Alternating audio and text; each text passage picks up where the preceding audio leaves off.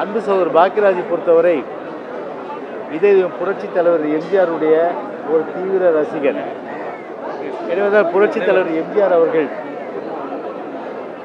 அன்பு சகோதரர் பாக்கியராஜை பொறுத்தவரை தன்னுடைய கலை வாரிசு என்று பகிரங்கமாகவே அவர்கள் அறிவித்தார்கள். அது மட்டுமில்லாமல் பாக்கியராஜ் பொறுத்தவரை பொதுவாகவே ஒரு 100 படங்கள் என்று சொன்னால் அது 75 படங்கள் ஹீரோவாக நடித்தவர், அதாவது கதாநாயகன் நடித்தவர்.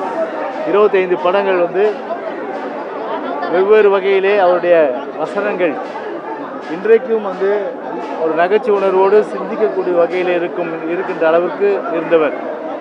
குறிப்பாக 1977 இயக்குனர் இமயம் திரு பாரதிராஜா அவர்கள், அன்பு சகோதரர் பாரதிராஜா அவர்களுடைய உதவி இயக்குநராக இருந்து படிப்படியாக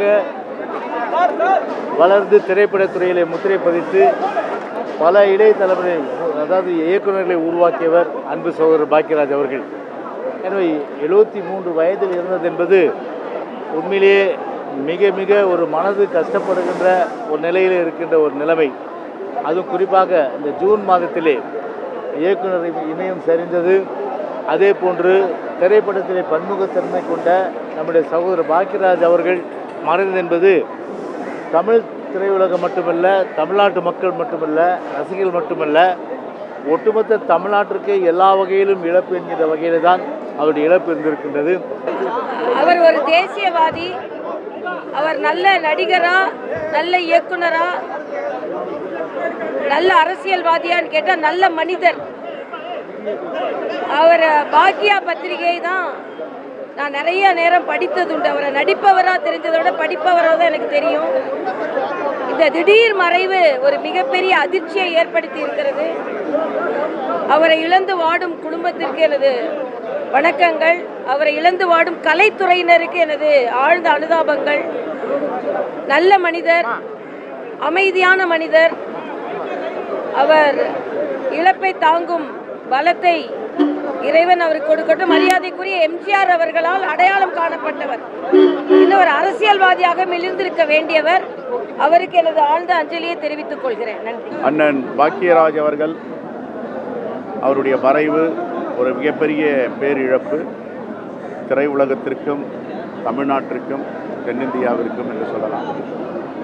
ஒரு பன்முக தன்மையுள்ள இயக்குனராகவும் கதாநாயகனாகவும் அரசியல் தலைவராகவும் திகழ்ந்தவர். அரசியல் கட்சிகளிலே பணியாற்றியவர்.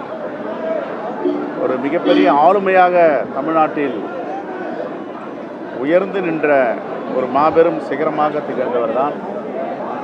அவருடைய குருநாதர் என்று அழைத்து கொண்ட அண்ணன் பாரதிராஜா அவர்கள் இறந்து 2 வாரங்களில் இவருடைய மறைவு மிகப்பெரிய பேரிழப்பாக பார்க்கப்படுகிறது. சாதாரண கிராமங்களில் உள்ளவர்களும் கதாநாயகனாகலாம், திரைத்துறையில் கோலோச்சி ஓங்கி நிற்கலாம் என்பதற்கு ஒரு முன்னுதாரணம். சில மாதங்களுக்கு முன்பு கூட நானும் அவரும் திருப்பெரும்புதூரில் ஒரு நாயுடு மகாசபை மாநாட்டில் கலந்து கொண்டு நீண்ட நேரம் உரையாற்றியிருந்தோம். அவர் ஆளுமையெல்லாம் பார்த்து பிரமிச்சு போயிருந்தேன் நான்.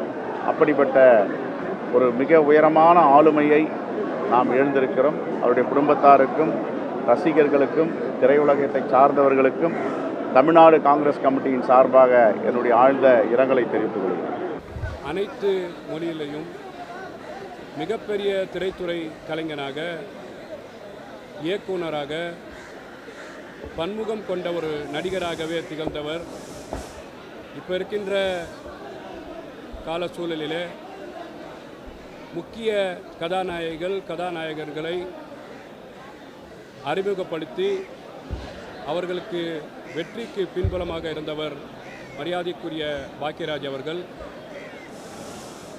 அவருக்கு இருந்த பாவனையிலே, அவருக்கு இருந்த ஸ்டைல்லையே படத்தை நடித்து தமிழ்நாட்டு மக்களுக்கு பல நல்ல கதைகளையும் பல நல்ல படங்களையும் தந்தவர். ஒரு மிகப்பெரிய ஜாம்பவானாக, மிகப்பெரிய நடிப்பு திலகமாக தமிழ்நாட்டு மக்களை மகிழ்த்தவர் மரியாதைக்குரிய பாக்கியராஜ் அவர்கள். அவர் நடிப்புத்துறையை மட்டும் சார்ந்தவர் இல்லாமல் எழுத்தாளர் துறையிலும்